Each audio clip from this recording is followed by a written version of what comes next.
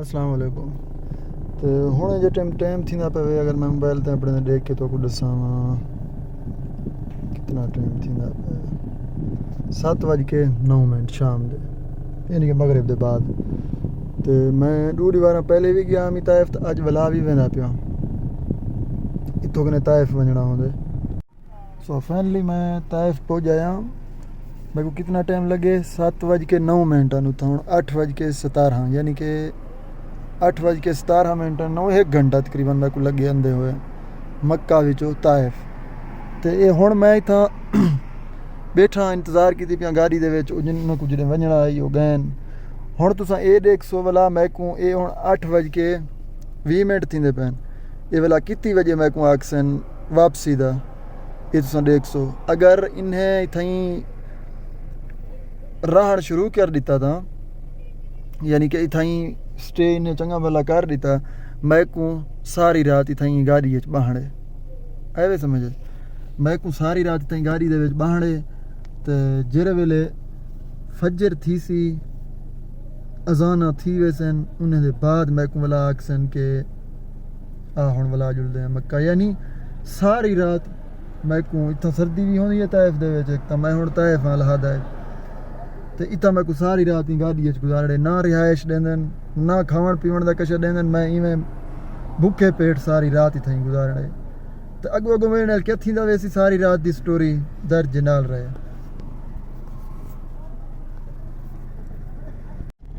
ये रात दे 2:15 2:15 मैं गाड़ी दे विच रात गुजार गया हाली तक भी मैं इतना ही बैठा गाड़ी दे विच। हुण मैं कुछ सर्दी लगती पई मैं उठी के हीटर चलाया गाड़ी का हीटर चलाया मी सर्दी दी वजह नीकू आदन में सऊदी अरब तो हाली हाल भी चलता पे दे पे देखो कितनी तक जुलदे कितनी बजे तक ने दिन रात तक गई है बस होनी उस समझ डी थी मैं ना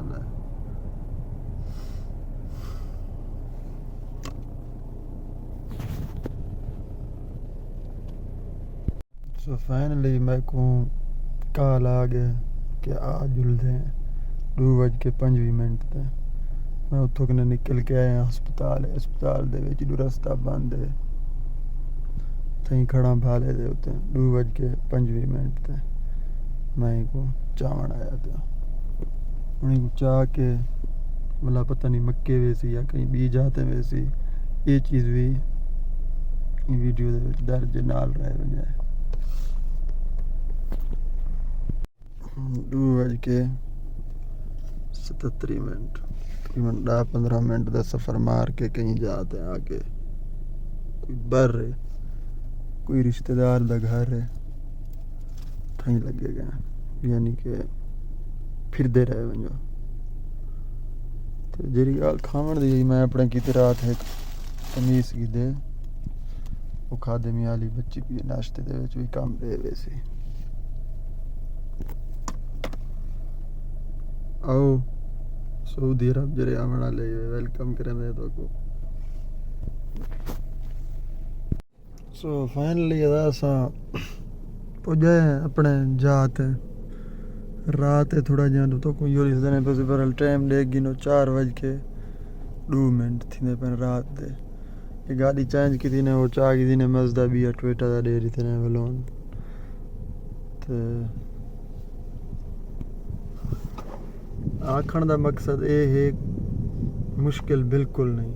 चलावनी तो गाड़ी है अस ड्राइवरी कर रहे हैं जरा सब तो ज़्यादा औखा करें ई फील्ड दे विच वो औखा करें नींदर पूरी नहीं थी। हुण आए हैं 4 बजे हुण 6 बजे वाला स्कूल चा के वजने तो 6 बजे स्कूल चा के वैसे 7-8 बजे इन्हें कोई बिया काम आवे सी 12 बजे वाला स्कूल दे बाल चा के आवण घर दो भला शाम थी वैसी असर तो भला कोई ना कोई इन्हें काम लिखता पिया हो सी या तो इन्हें को भला कहीं लंबे रूट ते वजना हो सी ना तो पिछे इन्हें को नेड़े भी ऐसा को एक बिस्कुट जो ज़रूरत होंदे आदन फ़ोन मार देंदन आओ। हालांकि मेरे रूम भी तकरीबन 3-4 किलोमीटर पर रहे उन्हें दे जा कर रिहाइश, लेकिन वत भी वजना पौंदे, मजदूर बंदा वेंदे। तो ये सिर्फ एक मेरी रात की स्टोरी तो मैं पूरी वीडियो दे विच बना के लिते। बिल्कुल ना समझाए कि इनका मकसद ये है कि इकने भी सौखा होंदे, इकने औखा काम भी आवेंदे, दू डी तक ही नहीं सुमा देंदे। ये सिर्फ एक ट्रिप ही तैफ का जरा तो मैं